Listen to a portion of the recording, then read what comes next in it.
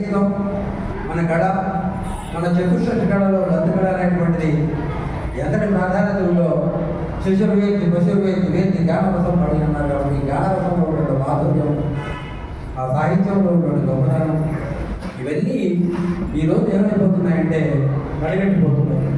తెలుగు భాషకే అందరూ చెప్తున్నారు, సభల్లో సమావేశాలు అన్నీ నిర్వహించుకుంటారు, వేదిక మీద చెప్తుంటారు. వేదిక దీని తర్వాత పడి మామూలే ఎక్కడ వచ్చినా ఏ ప్రభుత్వాలు వచ్చినా ఎవరు వచ్చినా కూడా ఆ తెలుగు భాష కనీసం 5 తరగతుల వరకైనా సరే తెలుగు మాధ్యమంలో చెప్పండి ఆ పిల్లలు వింటారని చెప్పి కొట్టుకొని సందర్భం చేసిన అన్నారు కూడా చేసినటువంటి వాళ్ళలో ఆనాడు ఖచ్చితంగా 5వ తరగతి వరకు తెలుగు మాధ్యమం ఉంటుందని చెప్పినటువంటి వీళ్ళు ఈరోజు మళ్ళీ మామూలు అయిపోయింది. మరి ఈ భాషలో ఉండేటువంటి గొప్పతనం, ఆ తెలుగు భాషలో ఉండే గొప్పతనం ఎవరికి చెప్పవచ్చు? ఏమైనా చెప్పుకోవచ్చు. ఆంగ్ల మాధ్యమం మనకు కావాల్సి ఉంది, లేదు ఎవరు చెప్పండి. కనీసం 5వ తరగతి వరకు నేర్పవచ్చు కదా తెలుగు భాషలోనే, అన్ని మాధ్యమాలు పెట్టి అన్ని తెలుగు మాధ్యమంలోనే.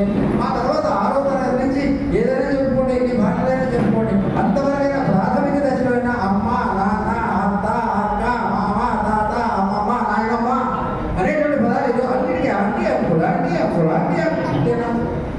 ఈ విధంగా తయారైపోతుంటే మనం అప్పటికి నేను చేశాను, మా సాధారణ అన్నారు కూడా చేశాను. ఒకసారి కరోనా ముందు చేశాను. ఆనాడు ఉన్నటువంటి ప్రభుత్వం తప్పనిసరిగా 10వ తరగతిలో తెలుగు మాధ్యమంలో ఉంటుందని చెప్పినటువంటి వాళ్ళు ఈరోజు మర్చిపోయారు, ఈరోజు విస్మరించారు. మరి ఈరోజు మా ప్రభుత్వం, ఆ ప్రభుత్వం, మరి ఈ ప్రభుత్వం వచ్చినప్పుడు కూడా ఎవరు వచ్చినా ఇదే పరిస్థితిలోనే అని భాషల గురించి పెట్టించుకోవడం ఒక్కడి కూడా బాబు మనం నిజంగా చూస్తుంటాం, అందరూ చూస్తుంటాం. వెంకయ్య నాయుడు గారు, మాజీ ఉపరాష్ట్రపతి వెంకయ్య నాయుడు గారు ఎంత అల్లాడిపోతున్నారు తెలుగు భాషల గురించి. తెలుగు భాషలో చెప్పండి అయ్యా, తెలుగు మాధ్యమంలో చెప్పండి అయ్యా, ఒక్కరైనా స్పందిస్తున్నారా? అట్లా చేస్తామని అంటారు, సభలు పెడతారు, సమావేశం పెడతారు, కోర్టు ఖర్చు పెడతారు, కానీ ప్రయోజనం శూన్యం. అయితే ఇదంతా కూడా అడవి రోదన, అరణ్య రోదన అంటారే. ఆ విధంగా చూద్దాం, ఎప్పటికైనా మళ్ళీ రాకుండా పోదు. మన ప్రయత్నం మనం చేస్తూనే ఉన్నాం. కాబట్టి తర్వాత కార్యక్రమంలో ఇప్పుడు మనకు అక్కడి నుంచి మన దాకా చెప్పాము కాబట్టి సర్వశ్రీయాత్ర స్థిరపడతాము సర్వేంద్రియాణం నయనం ప్రధానం అన్నాం. కాబట్టి ముఖ్య అతిథిగా చూడండి అంటారు పెద్దవాళ్ళ కృష్ణమూర్తి గారు 2 మాటలు ఈ సభను చేసి మాట్లాడాల్సిన కోరుతున్నామండి. మధ్యలో సాహితీ ప్రకాశం మధ్యలో కూర్చొని మాట్లాడడం మర్యాద నిలబడ్డానండి. ఎందుకంటే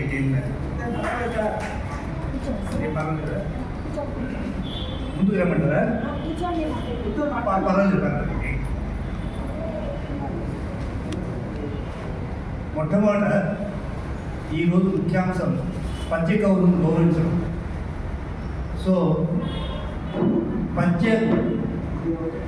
విద్యకు ఆది గురువు నన్నయ్య భట్టును స్మరించుకుంటూ ఈరోజు కవిత్రయాన్ని మనసులో పెట్టుకుంటూ నన్ను వీరికి పిలవడంలో నాకున్న ఒకే ఒక అర్హత ఆయనతో పరిచయం. యాదృచ్ఛికంగా శర్మ గారితో నాకు పరిచయం ఏర్పడి అది గాఢ మైత్రికి దారితీసింది. వారి సాంగత్యం వల్లనే నేను కొంచెము కావ్యాలు, ప్రబంధాలు చదవడం పెట్టి అంతకుముందు నేను కొన్ని కవితలు, గేయాలు, కథలు పత్రికల్లో రాస్తూ ఉండేవాళ్ళే ప్రచురించబడుతుండేవి. ఈ వనంలోకి, సాహిత్య వనంలోకి, అడవిలోకి నేను ప్రవేశించిన తర్వాత ఇంకా రాయడం మానేశాను. ఎందుకంటే మనం చదవాల్సినవి ఎంతో ఉంది, ఈ పిచ్చి పిచ్చి రాత్రంతా ఏంటనేది మానేసి ఇప్పుడు పద్యం రాయగలిగిన వాడే కవి. ఏదైనా సరే పద్యం రాసి ఎన్ని రకాల సాహిత్య ప్రక్రియలో నీకు అఖండుడు అయినప్పటికీ పద్యం రాసి నువ్వు ఈ శక్తిని నిరూపించుకోవాలి. అది నా నిశ్చితాభిప్రాయము. నేనైతే రాయలేను, ఆ ప్రయత్నం కూడా చేయలేదు. ప్రయత్నం చేయడానికి సమయం ఇప్పటికైతే సాగుతున్నాను. ఇంక ప్రొఫెషన్ గుర్తవుకున్న తర్వాత ఇక వాటి మీద దృష్టి పెట్టాల. శిరోమణి శర్మ గారిని కొంచెం మెడుకులు ఏమన్నా ఉంటే చెప్పబోయా అంటే చెప్తానండి ఏంటంటే, కానీ వాళ్ళకు ఉన్నటువంటి సమస్య ఏంటంటే ఆయన ఎప్పుడు ఖాళీగా నేను చూడలేదు, ఏదో ఒకటి పెట్టుకుంటుంటాడు. ఏమన్నా ఇప్పుడు మీరు ఫ్రీగా ఉన్నారంటే ఫ్రీ అని సార్ మీకేగా ఉన్నాడంటే నేను చెప్తాను, నాకు ఫ్రీ అనేది సమయం చెప్పబాక నేను ఇప్పుడు ఇంకా ఈ సభాముఖంగా చెప్పకూడదు. కానీ ఆయన కన్ను ఆపరేషన్ 6 నెలల క్రితం చేయాల్సింది. మేము 6 నెలల నుంచి ఇంకోసారి అదికోసారి వాయిదాలు ఇస్తున్నాం. ఏదో హరికథలో మధ్యలో పెట్టే కథలాగా మరీ ఇంత సీరియస్గా జరుగుతున్నాయి వైఖరిలో. అందుకే నేను కొంచెం అది సరళించడానికి కోసంగా మాట్లాడుతున్నాను అంతే తప్ప నాకు ఈ అభినవేశం మీ అందరి ముందు పత్రికలు ఉన్నారు కాబట్టి వారికి సన్మానం జరగబోతోంది. ఒక చిన్న కోరిక, మీకు అత్యంత ప్రియమైనటువంటి మిమ్మల్ని మైమర్పించినటువంటి పద్యం ఏదో ఒకటి ఉంటుంది. అది స్వీయ కృతం కావచ్చు, వేరే కావ్యాలది కావచ్చు. ఒక్క పద్యం మీరు పాడి దాన్ని సూక్ష్మంగా సంక్షిప్తంగా అర్థం చెప్పి మిమ్మల్ని ఎందుకు అది అంతగా ఆకర్షించింది అనేది తెలియపరిస్తే మేమేమో 4 మంచి పద్యాలు విన్న పుణ్యం ఉంటుంది ఈ సభకు వచ్చిన దానికి. స్వామీజీ గారికి కూడా వెంకటప్పయ్య గారు ఈ పద్యాన్ని మనకి ఇప్పుడు టేకుకొండ గౌరవనీయులు టేకుకొండ వెంకటప్పయ్య గారు ఆయనకి ఇష్టమైనటువంటి పద్యాన్ని ఒకటి ఆలపిస్తారు. దాని వివరణ మన వైద్య ప్రముఖులు నిపుణులు, నేత్ర వైద్య నిపుణులు వివరిస్తారు. సమయం చాలా తక్కువగా ఉంది కాబట్టి ఒక పద్యం మాత్రం 3-4 నిమిషాల్లో ముగిస్తాము. ఇది రామాంజనేయ యుద్ధం నాటకంలో తాండ్ర సుబ్రహ్మణ్యం గారు రాసిన పద్యం. శ్రీరాముడు ఏడాదికి మీరు చెప్తారా? మీరు చెప్తారా?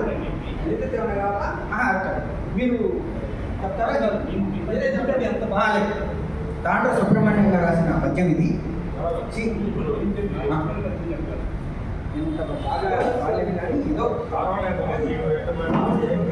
శ్రీరాముడు ఏయాతిని చంపమని విశ్వామిత్రుడు చెప్తే ఆయన సిద్ధపడతాడు. యయాతి నారదుడి దగ్గరికి వెళ్ళి నారదుడు ఏం చేయమంటారు అంటే హనుమను శరణు వేడు, ఆయన రక్షిస్తాను అని చెప్తాడు. ఇద్దరు ఈ విధంగా శ్రీరాముడు తర్వాత హనుమ యుద్ధభూమిలో కలుసుకుంటారు. కలుసుకున్న తర్వాత రాముడు అంటాడు, హనుమ నా భక్తుడిని అన్నావు, నేను స్వామిని అన్నావు, అదన్నావు ఇదన్నావు, నీకు అంత ప్రాముఖ్యత ఇచ్చాను, కానీ నువ్వు నా మీదకే యుద్ధానికి వచ్చావు, మొత్తానికి కోతి లక్షణాలు పోల్చుకున్నావు కాదయ్యా అంటాడు. అప్పుడు హనుమకు కోపం వస్తుంది. ఆయనేమో స్వామి ఏమనకూడదు, ఆయన ఎలా ఇదయ్యాలి ఇంకా అని ఆలోచిస్తూ అంటాడు. చూడండి, బాగా కోపం వస్తుంది హనుమకు. సీతమ్మ జాడ మీ చెవినేయ మైతిమా నాటితో రామాయణం సున్నా. నేను కష్టపడి సముద్రం దాటి పోయి సీతమ్మ దగ్గర చూసి ఆమె జాడ చెప్పాను కదా, ఈ విధంగా చెప్పకపోతే రామాయణం మొత్తం సున్నాయి కదయ్యా అంటాడు. అలాగే చేతు భక్తమ మా చేతగాదంటే మా యుద్ధం లంకన అబద్ధమును. ఈ వార్త కట్టడం అవన్నీ నా కట్టగదు, మాకు యుద్ధం తెలియదు, కట్టడం తెలియదు అని అంటే యుద్ధం లేదు ఇంకా ఏం లేదు కదా అంటారు. ఇంకా మైరావణుని ప్రాణ మర్మము తెలుపమా, రావణుడి రాజ్యమే. మైరావణుడి ప్రాణ రహస్యం చెప్పకుండా ఉంటే రాముడు చచ్చేవాడా? ఇప్పటికీ ఆ రావణుడే లంకలో రాజుగా ఉండేవాడు అని చెప్తూ ఇంకా నిశిరాత్రి వేళ సంజీవితో తెమైతిమా సౌమిత్రి సక్క సభలు తీర్చు. అర్ధరాత్రి వెళ్ళి సంజీవి పర్వతం తెచ్చి లక్ష్మణుడిని ప్రాణం కాపాడకపోతే ఈ పాటికి లక్ష్మణుడు స్వర్గంలో ఆ ఇంద్రుడితో పాటు సభల్లో కూర్చొని వాడు కదా అయ్యా అంటాడు. ఇంకా చివర ఆరు బిడ్డలు మాకు ప్రాణాల కంటూ అప్పుడు కిష్కింద వీడి రామైతి వేడి కథనపు విజయింపు మాట యుగాలు దాటు ఇప్పుడు చించించి వగచిన నేను కలము. అయ్యా, నీ ఒక్క భార్య కోసం మేము అందరం కిష్కింద వదిలిపెట్టి మా భార్య పిల్లలు ఉన్నారు, మేము రాము అని చెప్పకుండా వచ్చి యుద్ధం చేస్తే ఇట్లా అయింది. కానీ లేకపోతే నీ యుద్ధం యుగాలు గతయుగం ద్రాపయుగం కలియుగంలో కూడా జరుగుతూనే ఉండేది. ఇంత చేసిన నన్ను పోతే అంటావా స్వామి అని ఆయన బాధపడతాడు. మంచిదండి, రామాంజనేయ యుద్ధాన్ని గురించి ఒక మంచి పద్యాన్ని వివరించారు. తర్వాత పద్యకవులలో మనకు వెంకటగిరి నుంచి వచ్చినటువంటి భక్తకవి, ఆయన పేరే భక్తకవి కాబట్టి ఆయన వెనగలూరు చిరంజీవి, వెనగలూరు కుమార్ గారు ఎక్కడైనా సరే నిరంతరం అంటే మన కార్యక్రమం ఎక్కడ జరుగుతున్నా, ఎప్పుడు జరుగుతున్నా, ఏ సమయంలో జరుగుతున్నా ఖచ్చితంగా ఆయన అక్కడి నుంచి వస్తారు. అదే ఆయన ఉన్న ప్రత్యేకత. ఆయన ఒక చక్కని పద్యం ఏదైనా వివరిస్తారు. సభ వేదిక మీద ఉన్నటువంటి పవిత్రాత్మ స్వరూపులకి, అలాగే వేదిక ముందు వేచేసినటువంటి దివ్యాత్మ స్వరూపులందరికీ నా హృదయపూర్వక అభినందనలు. నా పేరు భక్తిగా పెన్నెలూరు కుమార్, మా వెంకటగిరి. వాస్తవంగా అయితే ఆత్మకూరు దగ్గర చిన్న పల్లెటూరు. ఈరోజు తెలుగు భాష గురించి, తేనెలూరు భాష మన తెలుగు భాష. పంచదార కన్నా పాలమీగడ కన్నా, పంచదార కన్నా పాలమీగడ కన్నా, చల్లి ముద్ద కన్నా చల్లకన్నా, నిండు జాబిలంత నిర్మలమైనట్టి, నిండు జాబిలంత నిర్మలమైనట్టి తేనెలూరు భాష తెలుగు భాష. చెల్లె పుట్టగిల్లి తల్లి నేర్పిన భాష, చిలక పలుకులు తెలుగు భాష. లాలపోసి అమ్మ జోల పాడిన భాష, లాలపోసి అమ్మ జోల పాడిన భాష, మధురమైన తెలుగు మాతృభాష. తెలుగు సాంప్రదాయ వెలుగుల విరజిమ్ము, తెలుగు సాంప్రదాయ వెలుగుల విరజిమ్ము, ఆది గురువులైన అమ్మలారా. మమ్మి పలుకు బదులు, మమ్మి పలుకు బదులు అమ్మ పిలుపును నేర్పి బిడ్డ భౌతికల్ల బాటనే. తెలుగు జాతికి ఎత్తినలు తెగల వెదజల్ల, తెలుగు జాతికి ఎత్తినలు దిశల వెదజల్ల, వీరులు సుగనట్టి విఘ్నులారా. కన్న బిడ్డ చేత కమ్మనైన తెలుగు, కన్న బిడ్డ చేత కమ్మనైన తెలుగు భాష నైపలేర బాధ్యనేత్రి. తెలుగు నిలయందు తెలుగు వారికి పుట్టి, తెలుగు నిలయందు తెలుగు వారికి పుట్టి, తెలుగు మాట ఒడిన కొలువు తీరి, తెలుగు వారితోడ తెలుగు మాట్లాడని, తెలుగు వారితోడ తెలుగు మాట్లాడని, తెలుగు వాడుకున్న తెలుగు చూడు. మాతృభాష ఎనగా, మాతృభాష ఎనగా, మాతృభాష మరచుకున్నదుండు మహిళోన, తాన ఉండు కన్న హీనుడవుడు. మాతృభాష ఎనగా మన మాతృమూర్తిరా, మాతృభాష ఎనగా మన మాతృమూర్తిరా, వెనకలూరి వారి ప్రేమ శుద్ధి. మా ఇంటి పేరు మీద శతకం రాశాను. ఆ శతకంలో పెనగలూరు సత్యం అనేది కాబట్టి ధన్యవాదాలండి. చక్కనైనటువంటి సందర్భానుసారంగా మీరు రాసినటువంటి పద్యములు, మీరు ప్రవచించినటువంటి అతిథులు కూడా చక్కగా ఉన్నది. మరి తెలుగు భాష గురించి కాబట్టి ఒక చిన్న భాష సమాజంగా వినిపిస్తాను. తర్వాత ఇక్కడ ఉన్నారు మన పద్యకవులు, వారి తర్వాత ఆప్యాయత నించున్నది అమ్మ భాష, అమృతమును పంచున్నది అమ్మ భాష. ఆప్యాయత నించున్నది అమ్మ భాష, అమృతమును పంచున్నది అమ్మ భాష. అమ్మ భాష కమ్మదనము ఆదిదేవుడైన నమ్ము చేసుకోదమ్మ, నమ్ము తెలుగు కొమ్మ.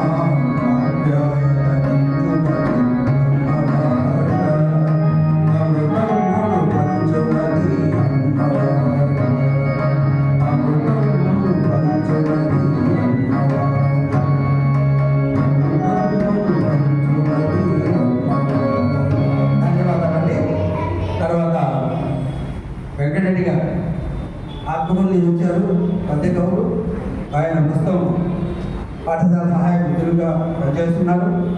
మంచి అభిరుచి కలిగినటువంటి మన భాష, మన సంస్కృతి, మన సంప్రదాయంలో పద్య కవితలో కూడా ప్రవేశం ఉంటుంది కాబట్టి మీకు తెలిసినటువంటి పద్యాలు ఒకటి వినిపించండి, దాని భావాన్ని కూడా తెలుపండి. ఆ తర్వాత పద్య మధుసూదనరావు గారు ఉన్నారంతటితో మనకి ఇదవుతుంది. మళ్ళా ఒక సంగీతం నృత్యమైన జరుగుతుంది కాబట్టి దాన్ని మొత్తం మీద కూడా ఇంకో 15 నిమిషాలు సన్మానాలు పెట్టేస్తున్నాను.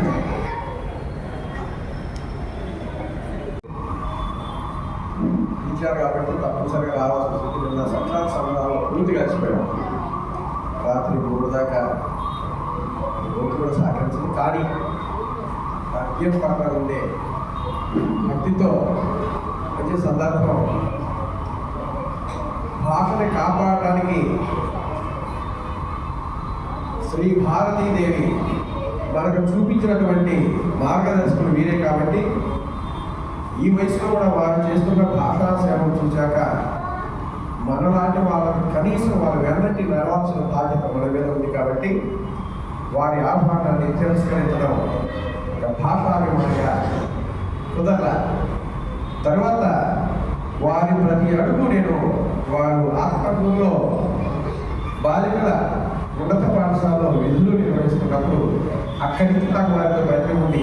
అయితే వారితో ముఖాముఖి మాట్లాడే సందర్భం మాత్రం తక్కువ. కానీ మా సోదరి అపర్ణ గారు ప్రతి అంశాన్ని నాకు పరిచయం చేస్తుంటారు. నాకు సంబంధించి భవిష్యత్తులో ఏ కార్యక్రమైనా నేను తప్పనిసరిగా హాజరవుతాను సార్. నాకు వచ్చిన చిన్న అవకాశానికి ఓ పద్యం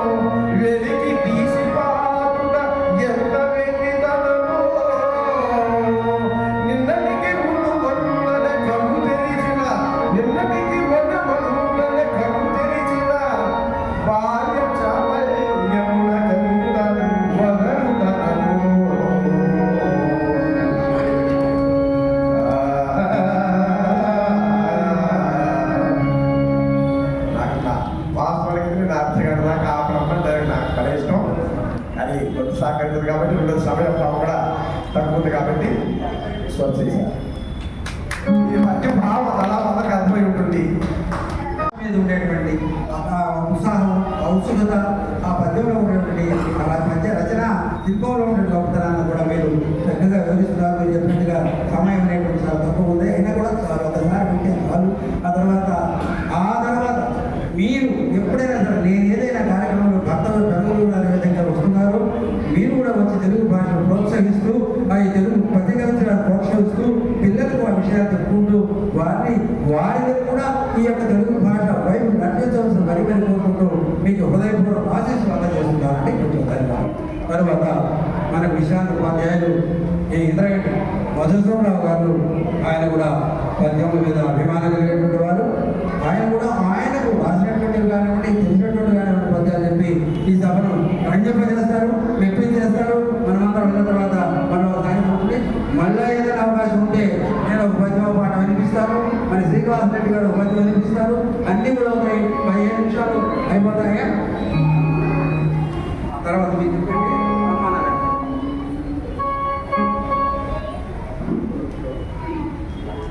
సభా సరస్వతికి నమస్కారం. నా పేరు ఇంద్రగడ్డి మధుసూదనరావు. నాకు ఈ అవకాశాన్ని కల్పించినటువంటి శర్మ గారికి ధన్యవాదాలు. ఇక్కడ అందరూ లబ్ధ ప్రతిష్ఠులైనటువంటి పండితులు ఉన్నారు. వారి మధ్య నేను విశ్రాంత ఆంగ్ల ఉపాధ్యాయుడు కనుక ఏమైనా తప్పులుంటే క్షమించాల్సిందిగా ప్రార్థిస్తూ, తర్వాత శర్మ గారి గురించి ఒక 2 మాటలు. శర్మ గారు నాకు తెలిసి పెంచల కోనలో వారు చేస్తున్న కృషి అనితర సాధ్యం. మనం ఒక్కసారి పెంచల కోన పోయి వస్తేనే 90 కిలోమీటర్ల పోను, 90 కిలోమీటర్లు రాను వస్తే చాలా శారీరకంగా ఇబ్బంది పడతాం. కానీ వారు ప్రతి వారం శని ఆదివారాలు వెళ్ళి అక్కడ అందరికీ భోజనాలు సొంతంగా వడ్డించి అందరినీ తృప్తిపరిచి వారు ఆ పెంచల కోనలో స్వామివారి కృపకు పాత్రలవుతున్నారు. వారే కాక వారి శ్రీమతి గారు కూడా వారికి సహకరిస్తున్నారు. ఇంకొక విషయం ఏంటంటే ఇక్కడ చెప్పదలుచుకుంది, నిన్న వారి తల్లిగారి ఆర్థికం వారు పోలేకపోయినా కూడా ఇంటి దగ్గర అన్నీ వండి కారులో తమ కుమారుడి ద్వారా ఫణికృష్ణ శర్మ గారి ద్వారా ఆ సత్రానికి, అన్నదాన సత్రానికి పంపించి అందరికీ వడ్డింపజేసినటువంటి గొప్ప సహృదయులు. కాబట్టి అంతేకాకుండా వాళ్ళ కుమారుడి గారిని కూడా మనం మెచ్చుకోవాలి. సరే, ఇకపోతే డాక్టర్ గారు ఒక పద్యం చెప్పమన్నారు. నేను ఎప్పుడో చదువుకున్నది హై స్కూల్లో మహరణంలో. ఆయన పారిజాత పుష్పం రుక్మిణీదేవికి ఇచ్చినప్పుడు ఆ విషయాన్ని తీసుకొచ్చి చెలికెత్త సత్యభామను చెప్తుంది. అప్పుడు ఆ సత్యభామ యొక్క హావభావాలు ఎలా ఉన్నాయనేది గొప్పగా రాశారు ఆయన. అనవిని రేటు వడ్డయురమాంగనయుంగలే నెయ్యిపోయ భగ్గున దరికొన్న భీషణము తలాశన కీల అనంగలేచి హెచ్చిన కనుదోలికెంపు తన చక్కుల పత్రభంగ సంజలిత నవీన కాంతి వెదజల్లగా గదరఖిన్న ఖండిగై. ఎప్పుడైతే ఆ మాట తీసుకొచ్చి చెప్పిందో, అమ్మ రుక్మిణీదేవికి ఇచ్చారు పారిజాత పుష్పం అని చెప్పిందో, అప్పుడు ఎట్లా ఉందంటే రేటు వడ్డ ఉరగాంగన అంటే ఒక పావుని మనం కొడితే అది ఎట్ట బుస్సని పైకి లేస్తుందో అలా పైకి లేచిందట ఆమె.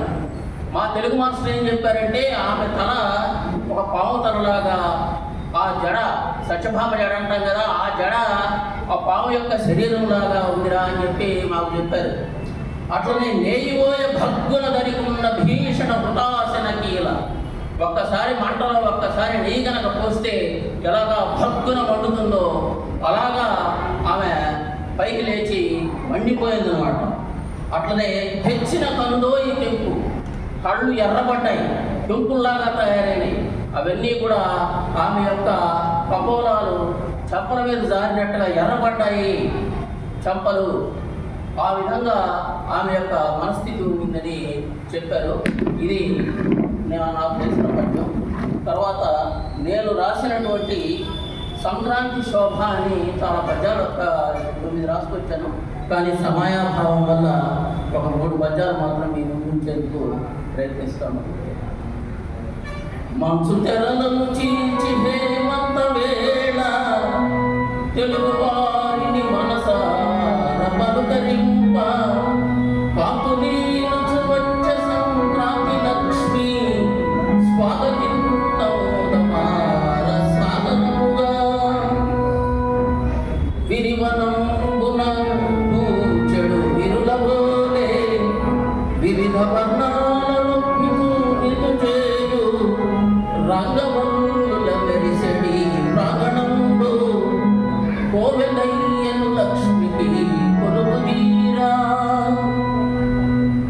గత పండుగ పేరున పేర్మితోడ ఆగమించు సంక్రాంతిని స్వాగతించి సర్వశుభములతో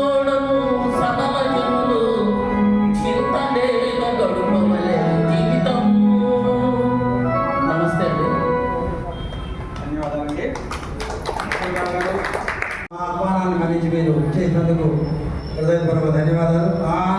ఆనాడు ఎప్పుడో ఉపాధ్యాయుల భాగంలో ఆనాడు వీళ్ళు పద్యాన్ని ఈరోజు జ్ఞాపకం పెడుతూ చెప్తున్నారంటే ఆనాడు ఉపాధ్యాయులు మనకు బోధించినటువంటి తీరు తెలుగు స్పష్టంగా ఉన్న తర్వాత సన్మాన కార్యక్రమాన్ని ఏర్పాటు చేస్తున్నాం.